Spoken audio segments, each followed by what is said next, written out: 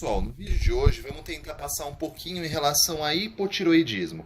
Ou seja, não só o que é o hipotiroidismo, mas como alguns suplementos e vitaminas interferem no metabolismo da tireoide. Então, quando a gente pensa em hipotiroidismo, é a deficiência ali do hormônio tiroidiano. Então, o hormônio tiroidiano vai ter várias funções no nosso corpo. O hipotiroidismo é quando você tem a deficiência desse hormônio. Ele pode ser primário, ou seja, a deficiência está na própria glândula, na tireoide, ou secundário. Secundário é que depende do estímulo do sistema nervoso central.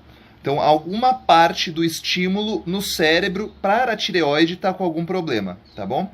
Bom, quando a gente pensa em laboratório, quais são os exames que são solicitados normalmente? Então, normalmente você solicita ali o TSH, tanto o T4 quanto o T4 livre também, tá?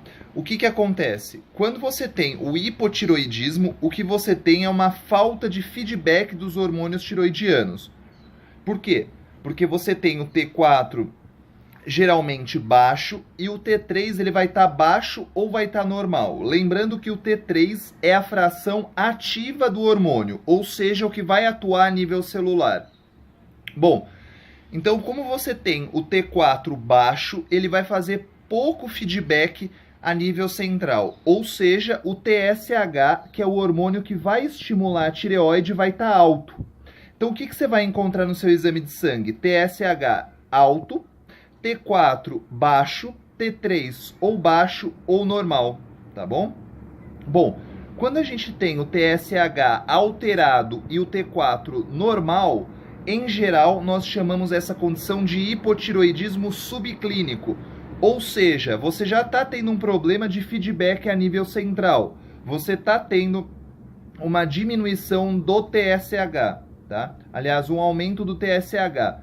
O TSH, na verdade, é o hormônio responsável por estímulo da glândula. Então, se o TSH está alto, algum grau de deficiência no feedback você já está tendo. E essa condição, mesmo se o T4 normal, a gente chama de hipotiroidismo subclínico. Lembrando que tem uma proteína que se liga ao hormônio da tireoide no sangue, a SHBG, que também vai interferir na quantidade de hormônio tiroidiano que você tem disponível. E algumas condições aumentam a TBG. Então, por exemplo, poucas pessoas sabem, mas aumento do estrógeno, aumento de o uso de anticoncepcional, próprio uso de opioide, tamoxifeno, vão aumentar a SHBG, tá bom?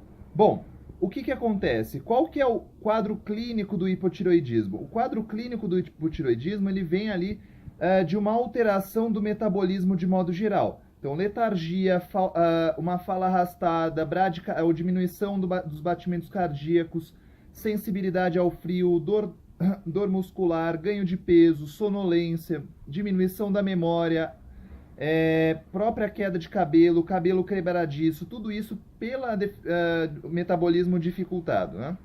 Algumas outras alterações laboratoriais você pode ter, mas o vídeo vai ficando um pouquinho mais longo. O que acontece?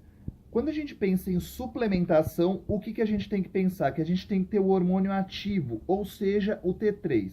Então, para a conversão de T4 em T3, você necessita principalmente de selênio, mas não só do selênio, como o cobre e o zinco.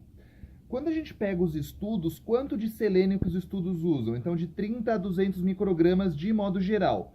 O zinco associa ali de 15 a 50 miligramas dia, com cobre de 1 a 4 miligramas dia de modo geral. Isso que acontece. Outra suplementação que pode ser utilizada é a L-tirosina.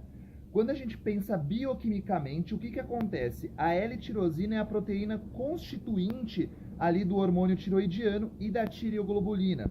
Então, por isso que é tão importante o uso ali da L-tirosina em casos específicos.